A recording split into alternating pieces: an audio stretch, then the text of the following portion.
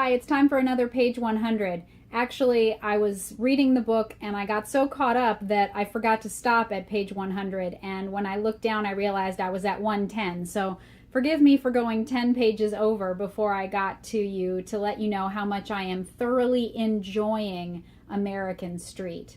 I love stories that take me to places I've never been, introduce me to characters that I would not ever know, and give me a glimpse into an experience that I haven't had and probably will never had. And this book is a great story about immigration and belonging. It's a mystery. It's a coming of age story, and it's also got some magical realism to it. I mean, there is a ton of stuff packed into the first 100 pages. I really don't even know where to begin. I'm so caught up with it. But I guess I'll just start at the beginning. We meet a girl who is, I think, probably 16, maybe 17. Her name is Fabiola Toussaint, and she was born in the United States to a Haitian mother, but she has lived her whole life in Haiti with her mother. But the book starts and they were coming to the United States ostensibly to visit, but secretly planning to stay.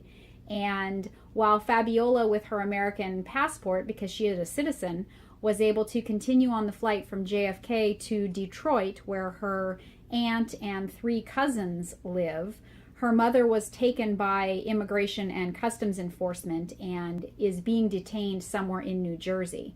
So we meet Fabiola on the plane as she has been separated from her mother and doesn't really know what to expect, is completely thrown for a loop and frightened and worried, but also a keen observer of detail, a very thoughtful and patient young woman who is wise beyond her years.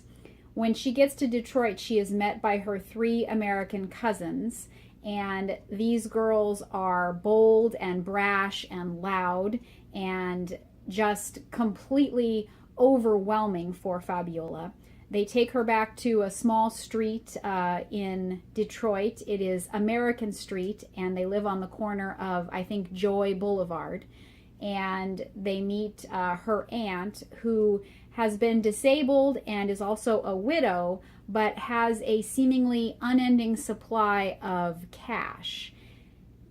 Fabiola starts high school. She feels isolated. Her cousins are trying to quickly Americanize her and yet are bewildered and befuddled by the way that Fabiola is trying to interact with them. There's a man on the corner who is old and disabled and appears to be homeless. In fact, he's been on that corner the whole time the girls have lived there, says Fabiola's older cousin, Chantel. And Fabiola begins to realize that this isn't just some insane old homeless man. He is actually the god or the Iwa of the crossroads.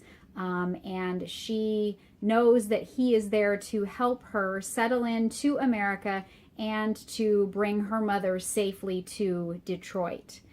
There are some mysteries swirling around. Her cousin has a boyfriend, not Chantel, but one of the others, Donna, has a boyfriend who is quite predatory and frightening, and Fabiola thinks he might be a drug dealer involved in murder. And in fact, she's been approached by an undercover police officer to spy on Dre and Donna and see if she can figure out what's going on. So Fabiola doesn't know what to do with that because, of course, she doesn't want to betray her family, but she is worried that something bigger is happening. It is just a fantastically rich and resonant story. There is so much of interest as Fabiola is both getting to know and observing and commenting on this strange place known as America, where all she and her mother wanted was to start a life of opportunity and promise. It reminds me very much of a book I read last year. The author's name I can't remember, but it's called We Need New Names, about a young girl from an unnamed African country who makes her way to the United States to live with her aunt, and finds that the world's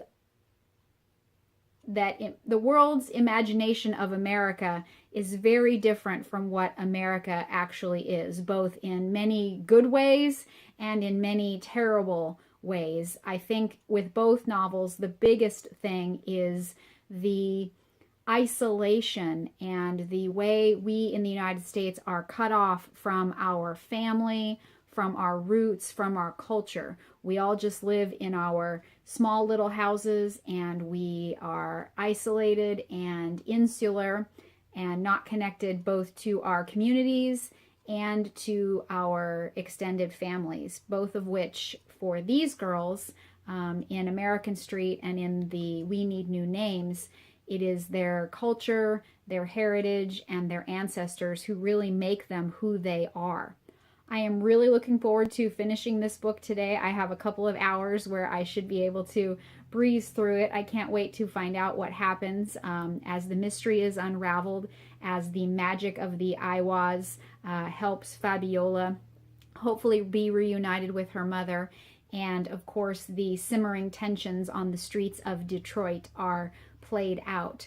I really recommend the book. I hope you'll pick it up. It's definitely for high school age and over, but it is just fantastic for the diversity of the characters, the experience, and the worldview that it is bringing. So thank you for joining me for another Page 100. I always enjoy telling you about the books that I've been reading, and I look forward to another great book and visiting with you next time. Take care.